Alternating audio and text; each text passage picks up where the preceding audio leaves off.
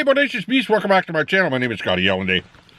Well, I figured I'd do a video back in my truck again, instead of in my bedroom where I set up my studio, and just talk a little bit about my love for music, my passion for music, and just a little bit about my knowledge for music and why I'm doing a lot of the history of music and the reactions that I'm doing right now. Even the card openings, that sort of thing. I'm going to explain that in this video, just so that you can understand where I'm coming from. So my knowledge of music is widespread, being a cross-genre type person. I love listening to rock and roll, hair metal, surf rock, psychedelic rock, and then of course country music of all type. Now, there's not a lot of people that like to cross over, but however, there is a few people that have crossed over, a few greats.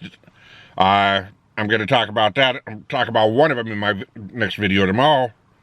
And I just found out today while I was researching, so I could be able to make sure that I got everything right for my video, that Chuck Berry had a very fond love for country music, and for the fact that he stepped across the genre barrier, the genre line, and became rock and roll, he still had a fond love for country music. So, I'm compassionate about both types of music, and as I deep dive into my passion of music history, and I will explain that in a little bit. I'm going by my notes, so I make sure that I cover all bases of what I'm doing here on this channel. I am now music curious about both jazz and rhythm and blues, but just the three fathers of rock and roll that I've been working on. I just did Bo Diddley. I just did Fats Domino, and now I'm getting ready to do Chuck Berry, and it's making me curious about jazz and rhythm and blues.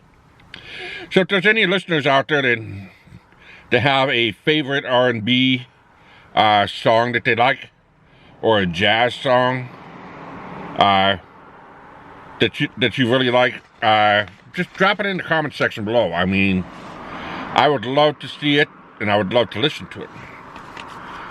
The reason my niche is country and rock started when I got my hearing aids, which is right about there. The other ear is deaf. I first got my hearing aids when I was about 3 years old. When you're born early in the 60s, well, or late 60s, well, hearing technology really hasn't improved too well. So, 3 years beyond that, well, it happened.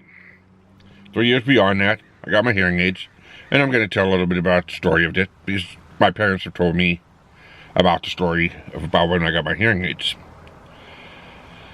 So, my mother was country, my father was mostly 50s and 60s, with a little bit of psychedelic rock mixed in, and they chose to play music the first day I got my hearing aids. The first day I got my hearing aids, and I was officially able to hear. When they put it in, I listened to the sounds around me. My eyes were wide. It was an amazing day. Now, they kept a paper that had all of the song tracks that I listened to that day. When we went home, I went back to my room. They had a stereo in there, and they had a playlist that they wanted to play for me. that day my mother told me that I never left the room. I went to go and use the bathroom and I'd bolt right back to my bedroom.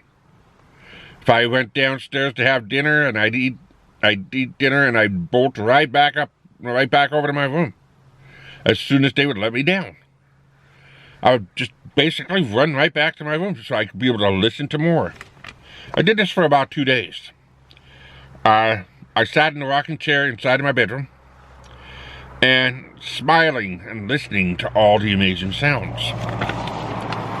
For the next, let me not get ahead of myself.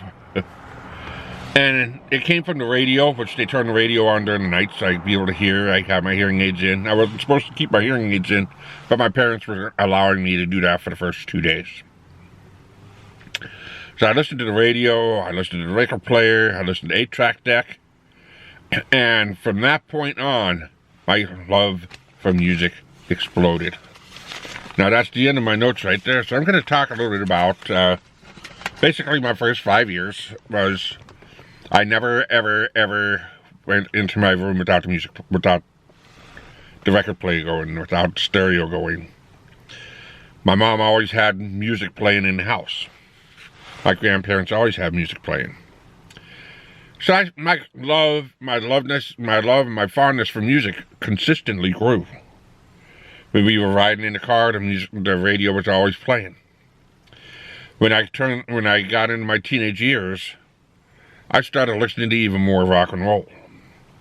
I was still listening to a little bit of country back then as well, but I was listening to more of the rockabilly style. I was listening to more of an Alan Jackson or more of a Joe Diffie, or Garth Brooks came into the picture. I was listening to him and anything that was more rock and roll.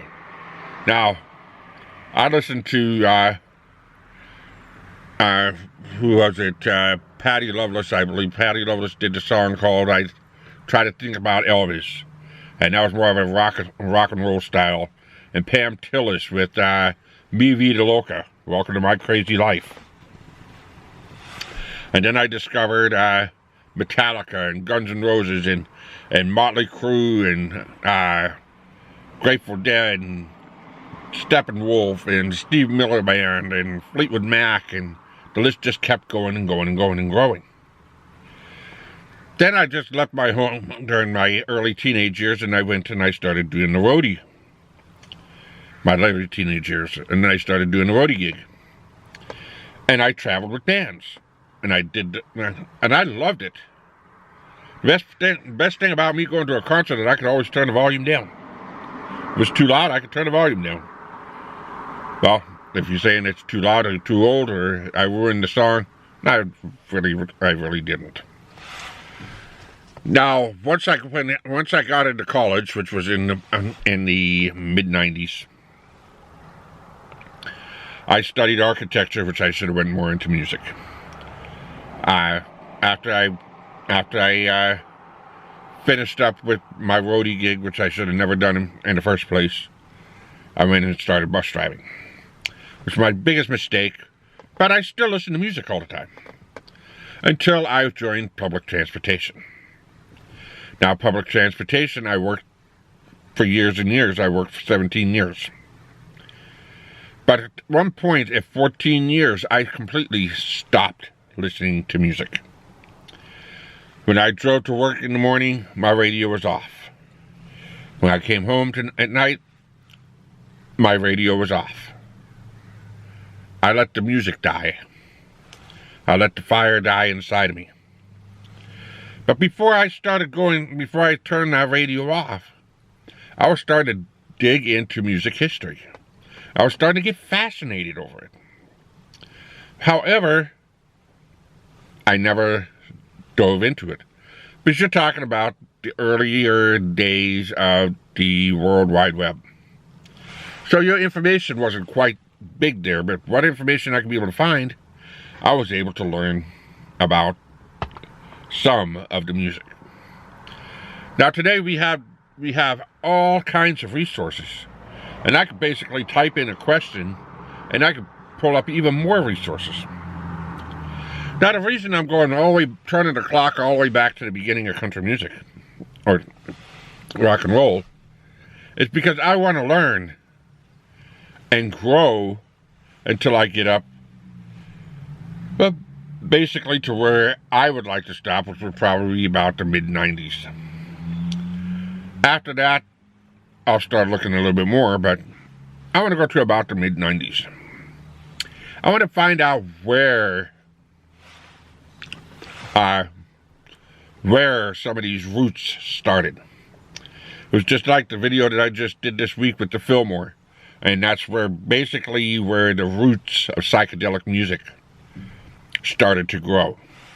I know there's plenty of other theaters that psychedelic music grew.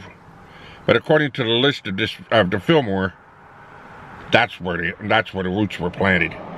Deep. It's just like what I've discovered today with Chuck Berry, and I'm not going to do a spoiler for tomorrow's video, and where he planted his roots. And Fats Domino also planted roots that I just found out about. So I'm going to go back into the video I just wrote, and I'm going to put those in there for the next time. Now, I'm learning as I keep going. Now, the reason I'm cracking packs, cracking rock and roll packs, is so I can be able to discover people I've never even heard of before.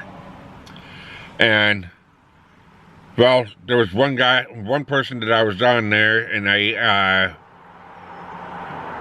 the guy was Yngwie, and he was a Swedish guitarist.